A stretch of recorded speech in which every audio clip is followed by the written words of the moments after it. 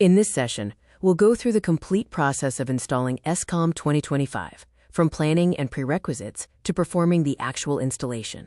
The goal is to make the deployment clear, structured, and repeatable. SCOM is widely used in enterprise environments to monitor Windows, Linux, applications, and network devices. SCOM 2025 continues the long-term stability and hybrid cloud monitoring focus. SCOM uses SQL databases to store configuration and monitoring data.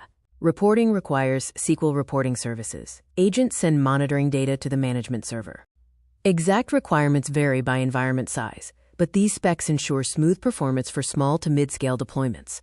Using separate service accounts improves security and auditing. These should have least privilege access as per Microsoft guidance. SCOM is sensitive to SQL configuration. The collation must match. Reporting services is required for dashboards and reports. In most production setups, roles may be split across servers. In labs, they may be installed together. The installer performs readiness checks. Fix red warnings. Yellow warnings may be reviewed later.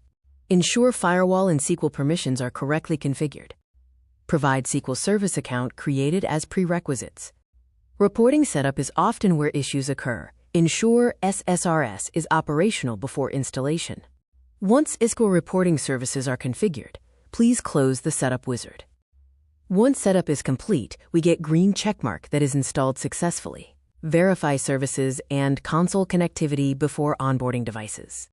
SCOM becomes useful only after importing workload-specific management packs, such as Windows, SQL, VMware, etc.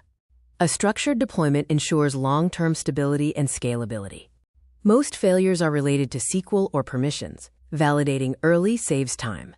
With correct planning, SCOM installation is straightforward and reliable. Thanks for watching. If this SCOM tutorial helped you, don't forget to like, comment, and subscribe for more real-world monitoring and IT operations content. See you in the next session.